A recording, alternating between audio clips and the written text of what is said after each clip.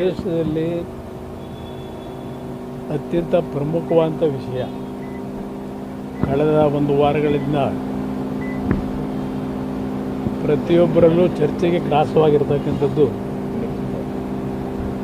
ಏನು ಪಾಕಿಸ್ತಾನದ ಉಗ್ರರು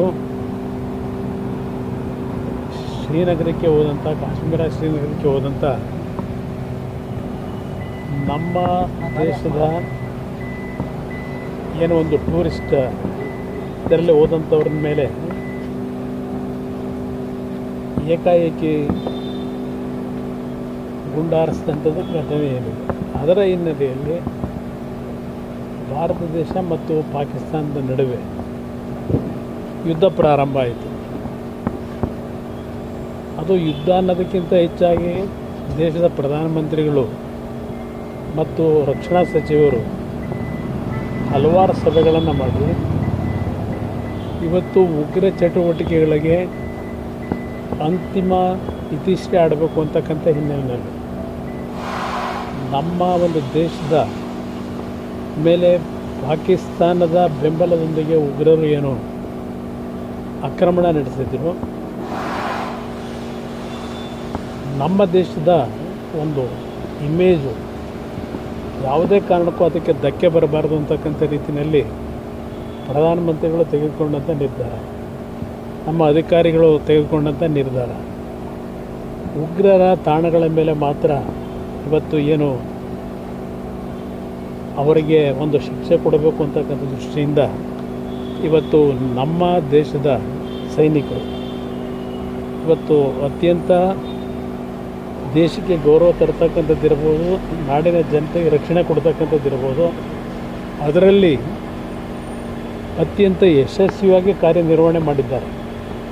ಕೇವಲ 2 ದಿನದಲ್ಲಿ ಪಾಕಿಸ್ತಾನ ಶರಣಾಗ್ತಕ್ಕಂಥ ರೀತಿಯಲ್ಲಿ ಇವತ್ತು ಅಮೇರಿಕ ಮಧ್ಯಸ್ಥಿಕೆಯಲ್ಲಿ ಕದನ ವಿರಾಮ ಅಂತಕ್ಕಂಥದ್ದೇನಿದೆ, ಇಲ್ಲಿ ಮೇಲ್ನೋಟಕ್ಕೆ ಅಮೇರಿಕದ ನನ್ನ ವೈಯಕ್ತಿಕವಾದ ಅಭಿಪ್ರಾಯ ಇದೆ, ಅಮೇರಿಕ ಮಧ್ಯಸ್ಥಿಕೆಯಿಂದ ಕದನ ವಿರಾಮ ಅನ್ನೋದಕ್ಕಿಂತ ಹೆಚ್ಚಾಗಿ ಇವತ್ತು ಪಾಕಿಸ್ತಾನಕ್ಕಾದಂಥ ಮುಖಭಂಗ ಮತ್ತು ಪಾಕಿಸ್ತಾನದ ಮೇಲೆ ಮುಂದಿನ ದಿನಗಳಲ್ಲಿ ಆಗ್ತಕ್ಕಂಥ ಒಂದು ದೊಡ್ಡ ಮಟ್ಟದ ಅನಾಹುತವನ್ನು ಬಹುಶಃ ಪ್ರಾರಂಭಿಕ 2 ದಿನಗಳಲ್ಲೇ ನಮ್ಮ ದೇಶದ ಸೈನಿಕರು ಏನು ಈ ಒಂದು ವಿಷಯದಲ್ಲಿ ಹೋರಾಟ ಮಾಡಿದ್ದಾರೆ.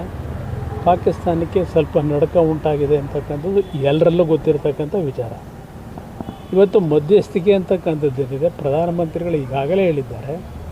ಇಲ್ಲಿ ನಮ್ಮ ಪ್ರಶ್ನೆ POK ವಿಷಯದಲ್ಲಿ ನಾವು ಇಲ್ಲಿಯವರೆಗೆ ಯಾವುದೇ ಮಧ್ಯಸ್ಥಿಕೆಗೆ ಅವಕಾಶ ಕೊಟ್ಟಿಲ್ಲ. ಇವತ್ತು ಅಷ್ಟೇ ಮಧ್ಯಸ್ಥಿಕೆಗೆ ಯಾವುದೇ ಒಂದು ದೇಶದ ಥರ್ಡ್ ಪಾರ್ಟಿನ ನಾವು ಮಧ್ಯಸ್ಥಿಕೆಗೆ ಇಟ್ಕೊಳ್ತಕ್ಕಂಥ ಪ್ರಶ್ನೆ ಇಲ್ಲ. ನಮಗೆ ಶಕ್ತಿ ಇದೆ ಅಂತಕ್ಕಂಥದ್ದನ್ನು ಪ್ರಧಾನಮಂತ್ರಿಗಳು ಭಾಳ ಸ್ಪಷ್ಟವಾಗಿ ಹೇಳಿದ್ದಾರೆ.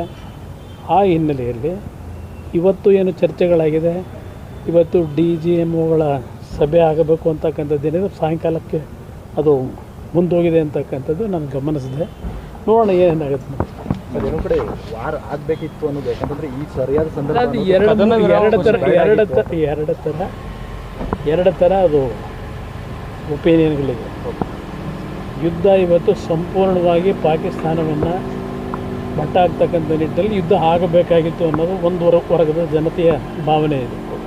ಆದರೆ ಇಲ್ಲಿ ನಮಗಾಗ್ತಕ್ಕಂಥ ಪ್ರಾಣಹಾನಿಗಳಿರ್ಬೋದು ನಮ್ಮ ಯೋಧರ ಮೇಲೆ, ಮತ್ತು ನಾವು ನಮ್ಮ ಶಕ್ತಿ ಇದೆ ಅಂತ ಹೇಳಿ ಈ ಶಕ್ತಿಯನ್ನು ಇವತ್ತು ದೊಡ್ಡ ಮಟ್ಟದಲ್ಲಿ ನಾವು ಇನ್ನೊಂದು ದೇಶದ ಮೇಲೆ ಗದಾಪ್ರಹಾರ ಮಾಡಿದ್ರೆ, ಇವತ್ತು ಉಕ್ರೇನ್ನಲ್ಲಿ ರಷ್ಯಾದಲ್ಲಿ ನಡೀತಿರ್ತಕ್ಕಂಥದ್ದು ನೋಡ್ತಾ ಇದ್ದೀವಿ ಕಳೆದ 1 ವರ್ಷಗಳಿಂದ. ಇವತ್ತು ಏನು ಸಾಧನೆ ಮಾಡ್ತಾ ಇದ್ದಾರೆ, ಅದರಿಂದ ಇಲ್ಲಿ ಅವರು ಬುದ್ಧಿ ಕಲಿಬೇಕು. ಪಾಕಿಸ್ತಾನದವರು ಇಲ್ಲಿ ವಿಶ್ವಕ್ಕೆ ಒಂದು ಸಂದೇಶವನ್ನು ಪ್ರಧಾನಮಂತ್ರಿಗಳು ಕೊಟ್ಟಿದ್ದಾರೆ ಅನ್ನೋದು ನನ್ನ ಅಭಿಪ್ರಾಯ. ಈ ಇಶ್ಯೂನಲ್ಲಿ ಕಾಶ್ಮೀರದಲ್ಲಿ 13 ಜನ ಹುಡುಗರು ಸಿಕ್ಕಾಕೊಂಡಿದ್ದಾರೆ.